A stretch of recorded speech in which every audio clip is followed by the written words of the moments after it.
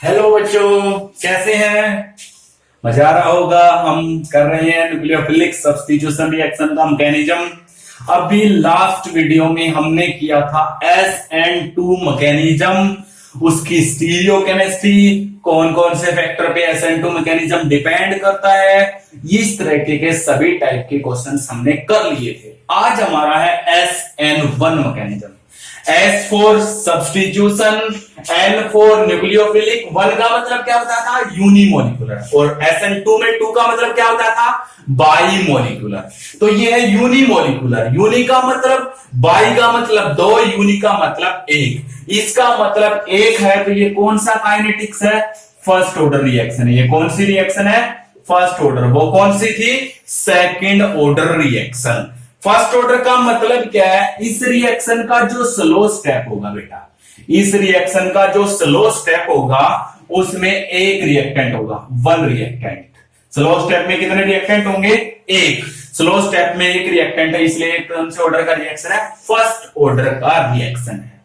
अब यहां पे ये भी बता देता हूं, जो SN1 मैकेनिज्म है, it takes place in 2 step. कितने स्टेप में होता है ये?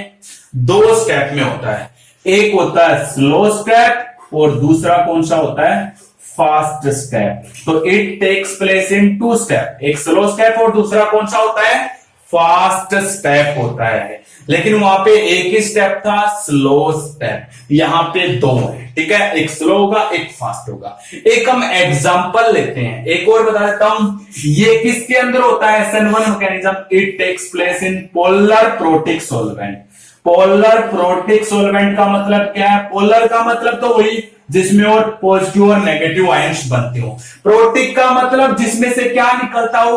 H पॉजिटिव निकलता हो। तो इसके अंदर आप ऐसा सॉल्वेंट लोगे जो पॉजिटिव और नेगेटिव के साथ साथ H पॉजिटिव निकलता हो। जैसे कि H पॉजिटिव को प्रोटॉन बोलते हैं ना, जैसे कि आप इथेनॉल ले सकते हो, इथेनॉल में से H पॉजिटिव निकलता है। आपके पास और भी बहुत सारे वाटर है, वाटर में से भी क्या निकलता है? H पॉजिटिव निकलता है। इसलिए ये भी कैसा है? पोलर प्रोटिक सॉल्वेंट है। तो ये आप ले सकते हो, इनके अंदर होता है।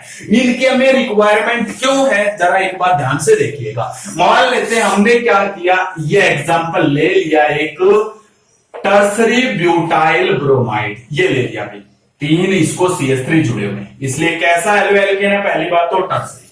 मैंने इसके साथ OH नेगेटिव जोड़ दिया, तो रिएक्शन में क्या होना है? ब्रोमीन नेगेटिव को निकल जाना, OH को जुड़ जाना। बार बार कह रहा हूं, बार बार कह रहा हूं आपको, ये ब्रोमीन नेगेटिव निकलेगा, यानी कि हेलो एल्केन्स पढ़ रहे हैं, इसलिए हेलोजन न्यूक्लियोफाइल लीविंग ग्रुप का काम करेगा। ये निकल जाएगा, इसकी जगह OH नेगेटिव आ जाएगा। क्या बन जाएगा?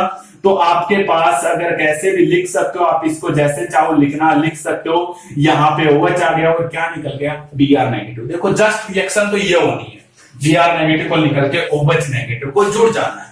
लेकिन ये हुई कैसे? SN1 मैकेनिज्म से, जरा देखिएगा। इसके अंदर 2 स्टेप बताए मैंने, एक फास्ट स्टेप और एक क्या होता है? स्लो। पहला स्टेप होता है स्लो स्टेप। क्यों होता है वो देखिएगा।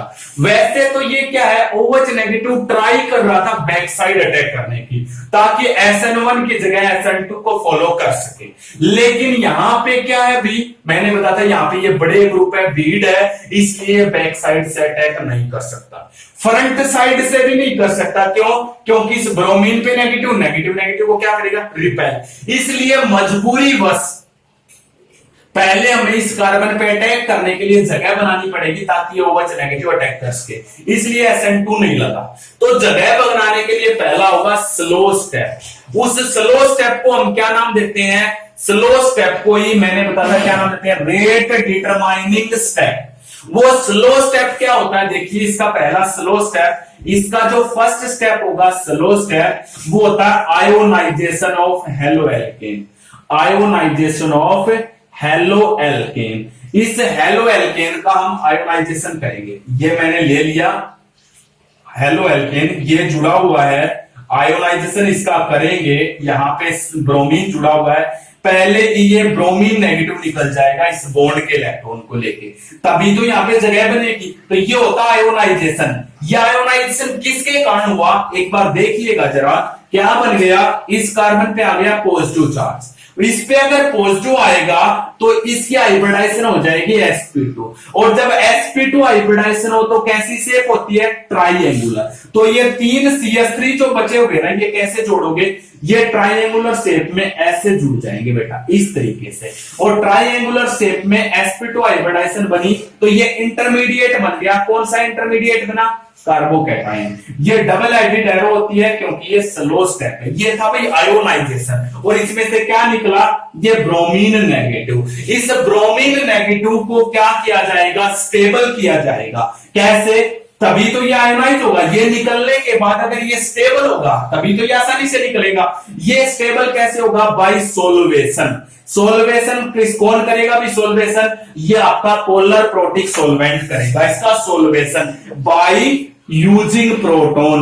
अपना प्रोटोन यूज करके, प्रोटोन मतलब इसमें से जो प्रोटोन निकलेगा उसका यूज करके ये इसका सोल्वेशन करेंगे, और इसके सोल्वेशन के द्वारा इसको कैसा बनाएंगे, stable. What is the function of polar protic solvent in SN1 mechanism, अगर आपसे पूछा जाए तो in first step which is the slow step, here ionisation takes place, then the halogen, कोई भी हैलोजन होगा, then the halogen is stabilised by the solvation using proton of the polar protic solvent, of polar protic solvent। polar protic solvent का proton use करके इसका solution होगा, और ये जो आपका हैलोजन है ये क्या हो जाएगा, स्टेबल। इस तरीके से इसमें से हैलोजन निकल जाएगा, इंटरमीडिएट बनेगा कार्बोकैटायन, जिसके अंदर sp2 हाइब्रिडाइजेशन होगी, और इसकी शेप कैसी होगी, ट्राइएंगुलर हो जाएगी। तो पहले आयोनाइजेशन हो गया। अब देखो ये कार्बन पे अटैक होगा क्योंकि इसी में से ब्रोमीन नेगेटिव निकला।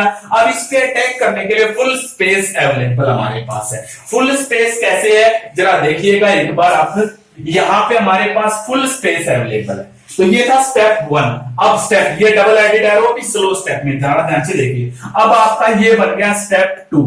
अब स्टेप 2 क्या होगा, ये जो आपका इंटरमीडिएट बना है ये वाला, इसके ऊपर पॉजिटिव चार्ज है, ये यहां पे आपका नया न्यूक्लियोफाइल अटैक करेगा OH नेगेटिव। ये नया न्यूक्लियोफाइल कहां से अटैक करेगा, जरा ध्यान से देखिएगा। अब इस नए न्यूक्लियोफाइल के अटैक करने की दो पॉसिबिलिटी है। दो पॉसिबिलिटी कहां से, ये फ्रंट साइड से भी अटैक कर सकता है, और कहां से अटैक कर सकता है, बैक साइड से भी अटैक कर सकता है। It can attack from both side on the intermediate because it have triangular planar structure, from both side space is available to attack by the new nucleophile. अगर ये फ्रंट साइड से attack करेगा तो OH यहां पे जुड़ेगा, तो क्या बनेगा, OH यहां पे जुड़ेगा, तो ये तीनों CH3 इस साइड आ जाएंगे और ऐसी शेप को ले लेंगे, यही शेप लेंगे ना। अगर ये OH इधर से अटैक करेगा तो इस कार्बन के इस साइड जुड़ेगा, इस साइड जुड़ेगा तो ये तीनों CH3 यहां पे आ जाएंगे बेटा। ये देखो, इसका मतलब इसमें दो टाइप के प्रोडक्ट बनने की क्या आपके पास पॉसिबिलिटी है। अगर ये दो प्रोडक्ट बन गए तो इन दोनों प्रोडक्ट में जरा एक बार सिमिलरिटी देखिएगा क्या है। ये दोनों प्रोडक्ट, यहां पे एक बार मिरर लगा दूं तो ये ऐसा नहीं लग रहा है ये एक दूसरे के मिरर इमेज है। और जब दो प्रोडक्ट या दो कोई भी कंपाउंड एक दूसरे के मिरर इमेज हो, जब दो कोई कंपाउंड एक दूसरे के मिरर इमेज हो तो वे क्या होते हैं, ये इसकी मिरर इमेज है। दूसरी बात, इसको उठा के इस पे रखेंगे फिट भी नहीं होगी, इसलिए ये non super imposable mirror image है।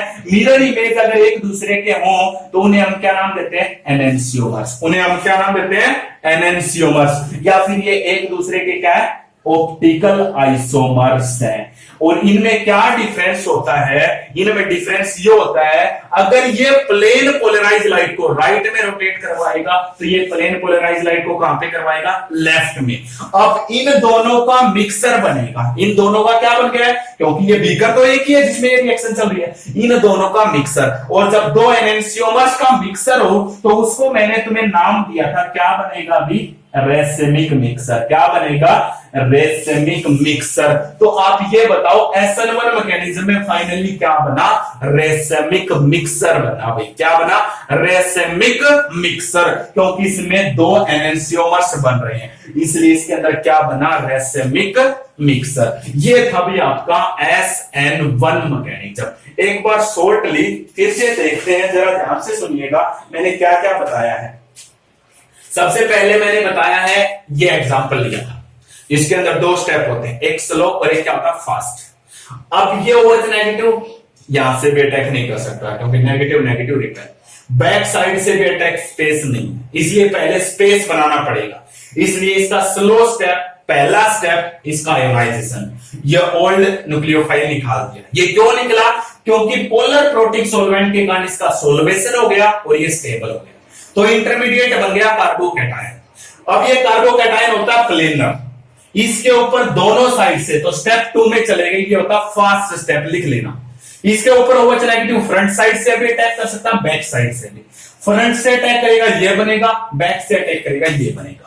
ये दोनों एक दूसरे के क्या मिरर इमेज, और जब दो कंपाउंड एक दूसरे के मिरर इमेज हो तो उन्हें हम क्या नाम देते हैं? एनेंसियोमर्स। और एनेंसियोमर्स का इन दोनों का एक ही बीकर में ये मिक्सर मिला, एनेंसियोमर के मिक्सर को मैंने बताया था क्या नाम देते हैं? रेसेमिक मिक्सर नाम दिया जाता है। हम क्या नाम देते हैं? रेसेमिक मिक्सर नाम। तो इतना याद रखना, SN1 मैकेनिज्म में रेसेमिक मिक्सर बनता है। हो जाएगा बेटा। तो आपकी ओवरऑल रिएक्शन किस पे डिपेंड करती है? स्लो स्टेप पे। और स्लो स्टेप में कौन निकल रहा है? आपका लीविंग ग्रुप बाहर निकल रहा है। ये जितना तेजी से बाहर निकलेगा उतनी रिएक्शन कैसी होगी? फास्ट होगी। तो इसलिए मैं आपके सामने 3-4 एग्जांपल पेश करता हूं, ठीक है? और आप ये बताओगे उनमें सबसे फास्ट रिएक्ट कौन करेगा। तो एक आपके पास है RCl, एक आपके पास है RBr, एक आपके पास है RI। कौन सबसे फास्ट? देखो सभी के अंदर अगर ये SN1 मैकेनिज्म फॉलो करेंगे तो इसमें ये बॉन्ड टूटेगा स्लो स्टेप में, इसमें ये टूटेगा और इसमें ये, जिसमें सबसे फास्टली टूटेगा, सबसे फास्ट तो इसमें टूटेगा। क्यों? क्योंकि इसका बॉन्ड वीक है, इसका थोड़ा सा स्ट्रॉन्ग है, सबसे स्ट्रॉन्ग ही है। इसलिए कह रहा है अगर ये R ग्रुप सब में सेम है तो सबसे फास्ट रिएक्टिव RI, उससे कम RBr, उससे कम RCl। SN1-2 का भी यही ऑर्डर है और SN1 का भी ऑर्डर यही है, लेकिन R ग्रुप सेम होना चाहिए, तब है भैया, क्योंकि ये बॉन्ड जितना जल्दी टूटेगा हो जाएगा। तो आपके पास ये क्वेश्चन आ सकता है। एक आपके पास अगर प्राइमरी हेलो एल्केन हो, सेकेंडरी हो और एक टर्सरी हो, तब SN1 मैकेनिज्म की तरफ सबसे ज्यादा रिएक्टिव कौन होगा? तो एक बार जरा मेरी बात ध्यान से सुनिएगा। यहां पे टर्सरी में अगर हेलो एल्केन लोगे तो जो इंटरमीडिएट बनेगा टर्सरी कार्बोकैटायन बनेगा, सेकेंडरी में जो इंटरमीडिएट बनेगा वो सेकेंडरी कार्बोकैटायन बनेगा, और प्राइमरी में जो इंटरमीडिएट बनेगा प्राइमरी कार्बोकैटायन बनेगा। अब ये बताओ सबसे ज्यादा स्टेबल कौन सा कार्बोकैटायन होता है? टर्सरी, उससे कम सेकेंडरी, सबसे कम कौन सा होता है? प्राइमरी। इसलिए SN2 का ऑर्डर तो था प्राइमरी सबसे ज्यादा रिएक्टिव, उससे कम सेकेंडरी, सबसे कम टर्सरी। लेकिन SN1 का ऑर्डर क्या आएगा? सबसे ज्यादा टर्सरी, उससे कम सेकेंडरी और सबसे कम कौन आएगा? प्राइमरी। क्योंकि टर्सरी में इंटरमीडिएट टर्सरी कार्बोकैटायन बनेगा, ये बना इंटरमीडिएट। हो जाएगा बेटा। ये था SN1 मैकेनिज्म, कौन ज्यादा रिएक्टिव होता है और कौन कम रिएक्टिव होता है। हो जाएगा। एक दो एग्जांपल और लेते हैं, आप इसका स्क्रीनशॉट ले लीजिएगा या इसको आप नोट डाउन कर लीजिएगा।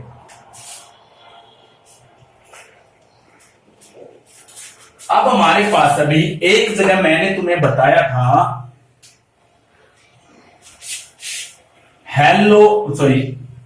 एलाइल हैलाइड्स की बात की थी, ठीक है? हमने किसकी बात की थी? एलाइल हैलाइड्स की थी हम इसके बारे में। एलाइल हैलाइड्स की अगर हम बात करते हैं, जिस कार्बन को डबल बॉन्ड है उससे नेक्स्ट कार्बन पे हैलोजन, ये देखो ये रहा नेक्स्ट कार्बन पे हैलोजन, ये आपके पास है एलाइल हैलाइड। और एक मैं ले लू सिंपल हेलो एल्केन, ठीक है? सिंपल हेलो एल्केन मैंने ये ले लिया, एक सिंपल हेलो एल्केन। आपसे पूछने लग जाए which is more reactive towards the SN1 mechanism, question बहुत ज्यादा इंपॉर्टेंट है। या फिर which is more reactive towards nucleophilic substitution reaction, अगर ऐसा क्वेश्चन आ जाए तो आप क्या लिखोगे?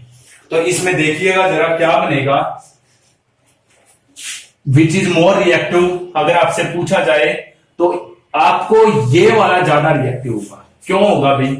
क्योंकि जब इसका आयोनाइजेशन हो जाएगा ना SN1 मैकेनिज्म से, तो ये Cl नेगेटिव निकलेगा, तो इसका इंटरमीडिएट देख लो बस, आपको और कुछ देखने की जरूरत नहीं है।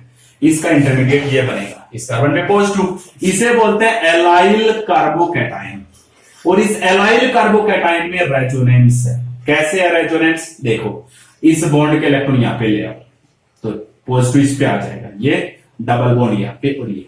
इस तरीके से इसमें रेजोनेंस होने के कारण इसका इंटरमीडिएट स्टेबल है और ये कैसा हो जाएगा, मोर रिएक्टिव। लेकिन इसमें Cl नेगेटिव निकलने के बाद कार्बोकैटायन इंटरमीडिएट तो बनेगा इसमें, लेकिन ये कैसा है, रेजोनेंस स्टेबलाइजेशन इसमें नो रेजोनेंस, इसलिए क्या है ये लेस स्टेबल, और लेस स्टेबल में ये कैसा हो जाएगा, लेस रिएक्टिव। तो आपसे पूछा जाए allyl halides are more reactive, क्यों होते हैं, क्योंकि जब इसका आयोनाइजेशन हो जाता है तो इसमें इंटरमीडिएट क्या बनता है, एलाइल कार्बोकैटायन इंटरमीडिएट बनता है, इसलिए क्या होंगे, मोर रिएक्टिव। एक और आपके पास है एलाइल हैलाइड की जगह बेंजाइल हैलाइड्स भी आ सकते हैं। बेंजाइल हैलाइड मैंने किनको बताया था तुम्हें, बेंजाइल हैलाइड्स जिनके ऊपर बेंजीन रिंग के ऊपर क्या प्रेजेंट होता है, CH2 और इसको एलोजन जुड़ा हुआ, मैंने क्लोरीन ही जोड़ दिया। ये भी मोर रिएक्टिव होते हैं अभी SN1 रिएक्शन की तरफ, क्यों, SN1 में पहले ये निकलेगा, ये निकाल दिया आपने, जब ये Cl नेगेटिव निकल जाएगा तो इस कार्बन पे कौन सा चार्ज बचेगा, पॉजिटिव चार्ज, और इस कार्बन पे पॉजिटिव चार्ज बचने के बाद इसे बोलते हैं बेंजाइल कार्बोकैटायन। और ये जो बेंजाइल कार्बोकैटायन होता है ये स्टेबल है, क्यों, क्योंकि इसके अंदर क्या प्रेजेंट है, रेजोनेंस प्रेजेंट है, और रेजोनेंस जिसमें आ जाए वो क्या होता है, स्टेबल। देखो इसमें कैसे है रेजोनेंस, इस बॉन्ड के इलेक्ट्रॉन यहां पे आ जाए तो क्या बन जाएगा आपके पास,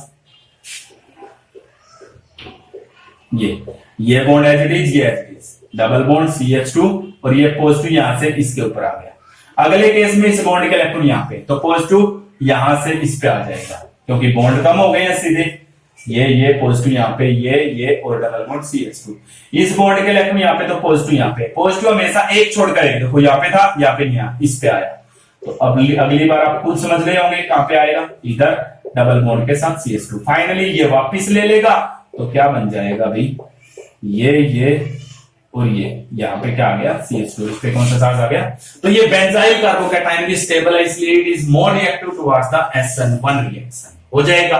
एक और क्वेश्चन है, विनाइल हैलाइड्स क्या होते हैं, विनाइल हैलाइड्स लेस रिएक्टिव है या मोर रिएक्टिव है, विनाइल हैलाइड्स वो होते हैं जिस कार्बन पे क्या होगा, डबल बॉन्ड होगा, उसी को एलोजन जुड़ा हुआ है, दीज आर लेस रिएक्टिव। क्यों होते हैं अभी, क्योंकि इसका आयोनाइजेशन नहीं होता, क्यों नहीं होता, क्योंकि जो ये क्लोरीन या हेलोजन होगा उसके पास लोन पेयर है, ये अपना लोन पेयर यहां पे दे देगा, क्यों दिया, क्योंकि उससे आगे वाली कार्बन पे डबल बॉन्ड है, तो डबल बॉन्ड के इलेक्ट्रॉन यहां पे आ जाएगा, आने के बाद इसमें रेजोनेंस के द्वारा क्या बना, देखो इस पे कौन सा चार्ज आ गया, नेगेटिव, ये सिंगल बॉन्ड CH, इन दोनों में डबल बॉन्ड Cl, और Cl ने लोन पेयर दिया तो इस पे कौन सा चार्ज, पॉजिटिव, इसमें डबल बॉन्ड और हो गया, एक बॉन्ड बढ़ हो गया, ये बॉन्ड टूटेगा ही नहीं, क्योंकि क्या है, जब तक ये बॉन्ड नहीं टूटेगा तो ये कैसा होगा, लेस रिएक्टिव, तो इसके अंदर क्या आ जाता है, by the resonance there is the carbon halogen double bond, carbon और एलोजन के बीच में डबल बॉन्ड आ गया, इसलिए विनाइल हैलाइड्स क्या होते हैं,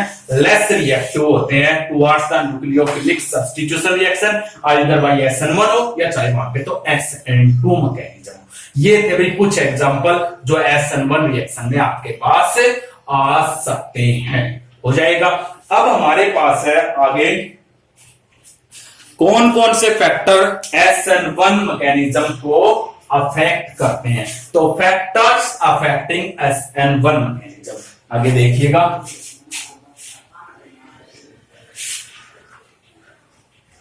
factors affecting SN1 mechanism, factors affecting SN1 mechanism, कौन कौन से फैक्टर है, सबसे पहला फैक्टर तो वही अभी नेचर ऑफ हेलोएल्केन। हेलोएल्केन का कैसा नेचर है, अरे बता तो था, सबसे ज्यादा रिएक्टिव कौन होगा, टर्सरी, उससे कम सेकेंडरी, उससे कम प्राइमरी, किस केस में, SN1 में, क्यों, क्योंकि टर्सरी में टर्सरी कार्बोकैटायन इंटरमीडिएट बनेगा, सेकेंडरी में सेकेंडरी बनेगा, प्राइमरी में प्राइमरी। दूसरा फैक्टर है nature of leaving group. Leaving group का कैसा नेचर है, लिविंग ग्रुप का नेचर देखेंगे तो सबसे ज्यादा रिएक्टिव कौन बताए थे, RI, उससे कम कौन बताया था, RBr, और उससे कम कौन बताया था, RCl, क्यों, क्योंकि ये बॉन्ड सबसे वीक बनाता है लार्ज साइज होने के कारण। और तीसरा फैक्टर कौन सा है, सोलवेंट। सोलवेंट कैसा होना चाहिए आपका, पोलर प्रोटिक, क्यों होना चाहिए ये बता चुका हूं पहले ही, क्योंकि पोलर प्रोटिक सॉल्वेंट जो पहला स्टेप होता है उसमें जो हैलोजन निकलता है उसको सोल्वेशन से क्या करता है, स्टेबल करता है। और फोर्थ फैक्टर है nature of new nucleophile. New nucleophile कैसा होता है, न्यू न्यूक्लियोफाइल यहां पे वीक होना चाहिए, वीक होगा तभी, क्यों, क्योंकि वीक होगा तो वो फर्स्ट स्टेप जो होता है हमारा आयोनाइजेशन उसके बाद काम आएगा, क्योंकि स्लो स्टेप में तो केवल यही होगा। तो आयोनाइजेशन होने के बाद जो आपका कार्बोकैटायन इंटरमीडिएट बनेगा उस पे धीरे से अटैक कर सकता है, इसलिए वीक न्यूक्लियोफाइल भी काम कर सकता है। स्ट्रॉन्ग की हमें इतनी ज्यादा रिक्वायरमेंट नहीं है। ये थे फैक्टर्स अफेक्टिंग SN1 मैकेनिज्म। हो जाएगा। अब आपके पास एक क्वेश्चन हो रहा है, SN1 मैकेनिज्म की स्टीरियो केमिस्ट्री क्या है। तो stereo chemistry of SN1 mechanism वो हम देख लेते हैं। देखिए कैसे होगी स्टीरियो केमिस्ट्री इनकी। Stereo chemistry of SN1 mechanism. Stereo chemistry की अगर हम बात करेंगे तो इसमें रेसेमिक मिक्सर के बारे में बात करेंगे। सबसे पहले आप ध्यान से सुनिएगा, ठीक है। अगर हम ध्यान से देखेंगे तो आपका सब कुछ होगा। पहले ये बताओ रेसेमिक मिक्सर क्या होता है, एक बार फिर से मैं थोड़ा सा डिस्कस कर लेता हूं। रेसेमिक मिक्सर मैंने बताया था जब कोई दो एनेंसियोमर मिलाए जाते हैं, जब कोई दो एनेंसियोमर्स को इक्वल अमाउंट में मिलाया जाता है। और एनेंसियोमर क्या होते हैं, जो एक दूसरे के ऑप्टिकल आइसोमर्स हो। और ऑप्टिकल आइसोमर्स क्या होते हैं, जिनके अंदर कैसी कार्बन होनी चाहिए, एसिमेट्रिक कार्बन होनी चाहिए। एसिमेट्रिक कार्बन होगी तभी तो वो कैसा होगा, ऑप्टिकली एक्टिव होगा। यही बातें थी ना सारी। यानी कि कहने का मतलब ऑप्टिकली एक्टिव कंपाउंड होगा तो उसमें एसिमेट्रिक कार्बन होगी, तो वो ऑप्टिकल आइसोमर्स होंगे। और जो ऑप्टिकल आइसोमर्स है वो क्या होते हैं, एनेंसियोमर्स होते हैं। और एनेंसियोमर्स किन्हें बोला जाता है, मैं बता चुका हूं, वे दो कंपाउंड जो एक दूसरे के मिरर इमेज हो, लेकिन वे मिरर इमेज नॉन सुपर इंपोजेबल होने चाहिए। वो नॉन सुपर इंपोजेबल तब होंगे जब वो कंपाउंड कैसा होगा, ऑप्टिकली एक्टिव होगा। कैसा होगा बेटा, ऑप्टिकली एक्टिव होगा, तो उसकी मिरर इमेज नॉन सुपर इंपोजेबल। और इसलिए मिरर इमेज जो बनेगा वो होते हैं एनेंसियोमर्स। उनको इक्वल अमाउंट में मिलाओगे तो बनेगा रेसेमिक मिक्सर। और जिस प्रोसेस से एनेंसियोमर को रेसेमिक मिक्सर में चेंज किया जाता है उसे बोलते हैं रेसेमाइजेशन।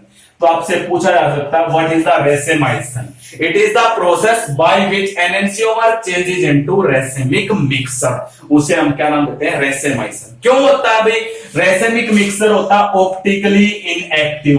क्यों हो जाता है ऑप्टिकली इनएक्टिव, पिछली वीडियो का पूरा यूज कीजिएगा या फिर दोबारा से देखिए। क्योंकि एनेंसियोमर्स में मान लेते मैंने ये लिया था ए बी और बी ए, ये एक दूसरे के एनेंसियोमर। प्लेन पोलराइज लाइट को 60 डिग्री के एंगल से राइट में रोटेट करवाएगा, तो ये प्लेन पोलराइज लाइट को 60 डिग्री के एंगल से कहां पे रोटेट करवाएगा, लेफ्ट में रोटेट करवाएगा। इसको हम प्लस साइन से दिखाते हैं, इसको माइनस साइन से। दोनों को इक्वल अमाउंट में मिला दोगे, ये अगर एंगल 60 डिग्री के एंगल से राइट में रोटेट करवाएगा तो ये वापस उसको ओरिजिनल पोजीशन पे लाके खड़ा कर देगा। इसलिए इसके अंदर क्या, दोनों को मिलाने के बाद जो रेसेमिक मिक्सर बनेगा उसमें कोई भी प्लेन पोलराइज लाइट के द्वारा रोटेशन नहीं होगी। रोटेशन नहीं होगी तो ये क्या होगा, ऑप्टिकली इनएक्टिव। क्योंकि ऑप्टिकली एक्टिव वो होते हैं जो प्लेन पोलराइज लाइट को क्या करवाते हैं, या तो राइट में या लेफ्ट में रोटेट करवाते हैं। अब रेसेमिक मिक्सर को हम ऐसे डिनोट करते हैं प्लस माइनस, क्योंकि इसमें एक कंपाउंड डेक्स्ट्रो होता है,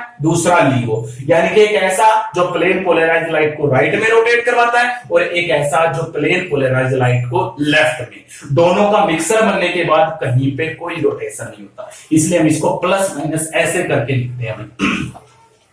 ये होता है रेसेमिक मिक्सर, ठीक है। अब रेसेमिक मिक्सर कब बनेगा, जब ऑप्टिकली एक्टिव होगा। इसलिए आपको SN1 मैकेनिज्म में ऑप्टिकली एक्टिव कंपाउंड लेना जरूरी है, तभी आपके पास रेसेमिक मिक्सर बनेगा, अदरवाइज नहीं बनेगा। पीछे जो हमने किया SN1 मैकेनिज्म उसमें ये पता किया था ओनली, हाँ भाई रेसेमिक मिक्सर बनता है। उस टाइम तक हमें ये नहीं था भाई वो ऑप्टिकली एक्टिव कंपाउंड लेना या कैसा। वो तो अब हम कर रहे हैं स्टीरियो केमिस्ट्री के अंदर, इसलिए मैं कह रहा हूं आपको तो कैसा होना चाहिए, ऑप्टिकली एक्टिव होना चाहिए। ऑप्टिकली एक्टिव होगा तभी आपका क्या बनेगा, रैसेमिक मिक्सर। जरा देखिएगा कैसे। अब हमने जो एग्जाम्पल लिया था वो ये था, मैंने तो तुम्हारे सामने ये एग्जाम्पल रख दिया था, ये था ब्रोमीन था यहाँ पे।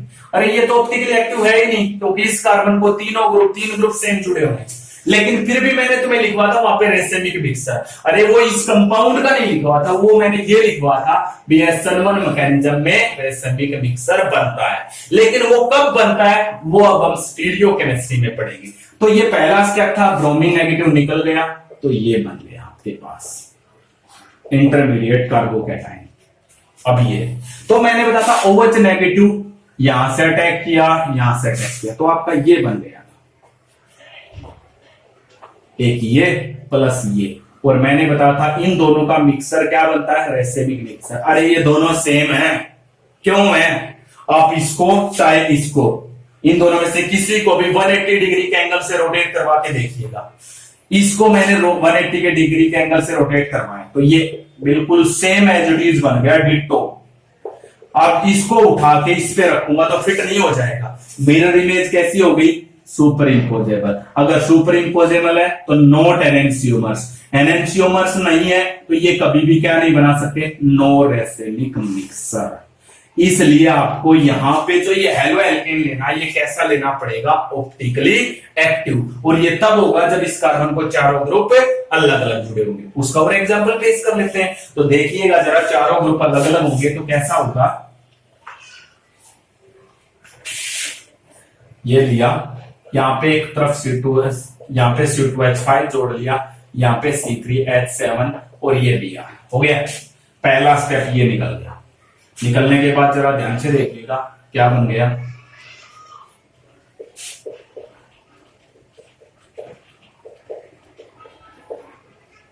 पॉजिटिव ब्रोमीन नेगेटिव, ये इंटरमीडिएट बन गया। अब इस इंटरमीडिएट पे मैं अटैक करवाता हूं, किसका अटैक करवाता हूं, नए न्यूक्लियोफाइल का। ये आगे से भी अटैक करेगा, पीछे से, हो गया। जब दोनों साइड से अटैक करेगा तो एक बार यहां पे जोड़ के दिखाओ, देखो क्या बनेगा आपका,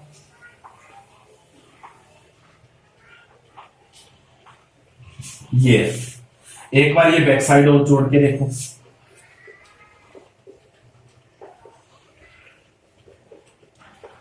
ये एक दूसरे के एनेंशियोमर्स हैं, क्योंकि मिरर इमेज है ये एक दूसरे के, पहली बात तो। और इसकी मिरर इमेज इसके ऊपर फिट नहीं होगी, क्यों नहीं होगी, आप इसको चाहे इसको 180 डिग्री के एंगल से रोटेट करवा के देखो। मैंने इसको 180 डिग्री एंगल से रोटेट करवाया, तो रोटेट करवाने के बाद देखो क्या बना,